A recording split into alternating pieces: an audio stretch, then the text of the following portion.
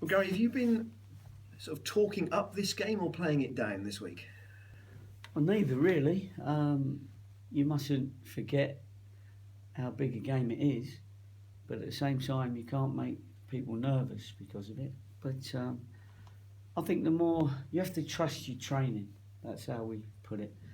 And if you're prepared properly and you've done all you can to win the game, then you can go full of confidence that at least there's nothing outstanding that you're worried about, sort of thing. You know, respect the opposition. You have to do that as well, but you have to believe that you yourself, as players, as a player, and your teammates are up for it. And I think our boys trust each other. So really, it's not playing it up or down. It's just playing it as it is. The two top teams at this present time in this league are playing each other, and I'm really pleased we're one of them.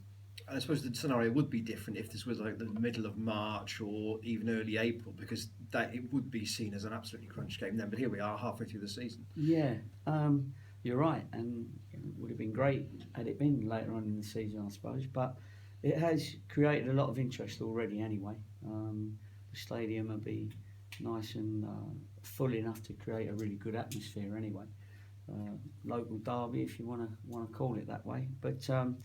It's still an important 3 points, because whether you get them in the middle of the season or at the end of the season, one team's going to pick up 3 points, one team none, or we both pick up a point, of course. But if we pick up the 3 points, then they'll know that puts us 4 points clear of them, and we'd have to lose more than sort of one game. They'd have to catch up more than one game. But and if we get beat, of course we're still within one win of them. Anyway, we'll be within 2 points. So you're right, nothing's going to be won or lost as far as the league's concerned. But I think bragging rights are important anyway in these sort of games. You mustn't keep that a secret. And but there are two very good teams, and I'd like, as the manager of my team, as I'm sure Adrian would like as the manager of his team, to come out on top. 16 years between the games, between the teams, until the match earlier this season. So there's no historical rivalry, but you do sense there's an edge about this one, do you? Yeah, I think so. I think there's an edge about it because one team's first, one team's second, and after 21 games, it's no fluke that you're up there. You know, it could be a slight fluke if after 5 games you're up there, but and to be fair to them, they've been up there all the time. We've had to sort of claw our way up there and use our climbing boots and crampons, whatever they're called, to get up there to get them. But we have pulled them back in. It was 9 points. Is it crampons? See you smiling there. I've never done a climb in my life. But, I can't reach anything. But anyway, it's another thing. What was I saying? I was going well there. Come on, you're not listening. I'm listening. You. No. You were talking about the relative positions in the table, i.e. they started with nine straight wins, well and you were in a sense having to, congratulations. Pulling the gap. Yeah, that's right, exactly. And at this stage we have done that. So we got to make that work for us. There now, of course, it's us looking over our shoulders rather than them. So we have to go out with a slightly different mentality of people chasing us. So we got to make sure that we're on top form. It's a first crampons used in a football interview. Right. After a 5-0 and a 4-0, I mean, confidence, I guess, is flowing through the players. Well, it is, but it's very important that we don't get overconfident. With all due respect to the teams that we've just played, they've proved that they're not quite, because of the league position, not quite at the level of the teams that are up the top. No disrespect to them. So we got to make sure that we don't go out thinking that we just got to turn up, because Forest Green are a strong team at this level, and we got to make sure that we don't go out and try and flick it about and try and look like Real Madrid or someone like that when the other team could very well be and muck you up. So we don't want that to happen. So we got to make sure that we're good in and out of possession, both of those. At the moment, we've been very good in possession against the other teams because we scored goals. But against the top teams, you've got to be good out of possession as well. I'm sure you've noticed Forest Green have just tweaked their formation a little bit in the last few weeks. They've gone to playing one up front and five in midfield, with the wide players supporting the main forward. I didn't know that, so thanks for telling us. No, of course. We've seen the last couple of games, and of course you have to know all the strengths and weaknesses of the opposition. And yes, they have tweaked it, so we'll be aware of that, and I'm sure they'll be aware of any little tweaks that we've made. So, but on the day, it's 11-11. The boys have got to go and do the job. Tactics have got to be in their minds. Fitness has got to be in both teams' minds, and I just think the two sides are very, very close as far as all that is concerned. So we'll have to wait and see who comes out on top on the day.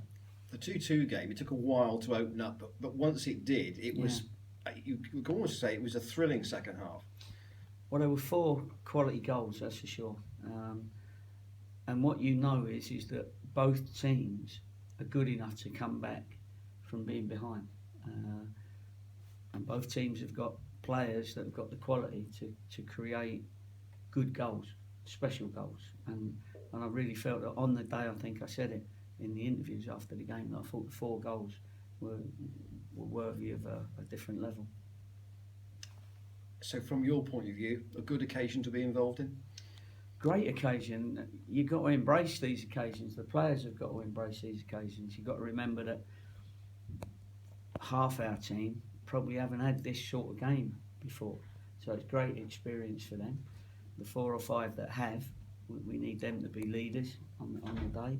But you know, we're at a point where I trust my team, and I think they trust what we give them. So that's all we can do, and we'll go into the game, and hopefully they'll show their best form. You've said there's been a lot of interest about the match, and people who watch you regularly will know that you've had to break down some pretty stubborn defences so far this season. Have the fans got to be a bit patient with you, because you know that you're playing the team in second place here, and actually to unlock them might take a bit longer? Well, it might do, but I can't for 1 minute see Forest Green coming to us and parking the bus, as it were. So I'm not sure that'll happen. I think both teams as well will want to win the game.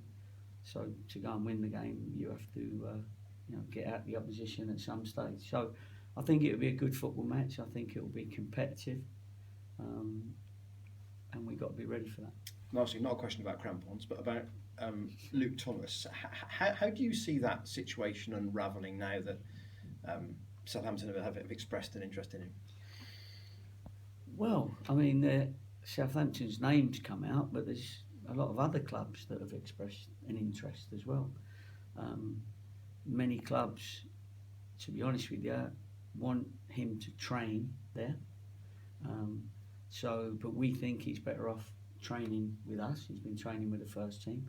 It's definitely helping him. He's definitely got more of an all-round game, in possession and out of possession. He's our player. I think he does enjoy training with us and training with the first team. He's loved being on the bench.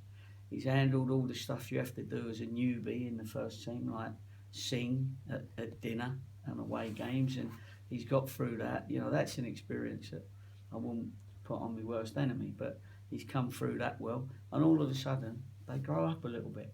So we're giving him what he needs at the minute, and let him have 50 games in the first team. This is my feelings anyway, and then see what he's worth, because at the moment he's still learning his trade, and we want to teach him his trade, and we think we can, and he's a good lad and wants to do well, and he's got great ability, and we shouldn't just ship him off somewhere because it pays for our dinner tomorrow.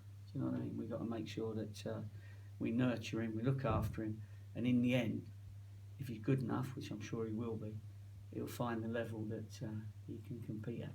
Gloucestershire lad too. Yeah, that's nice. That's nice. I can hear the song now. You know, Luke Thomas, he's one of our own.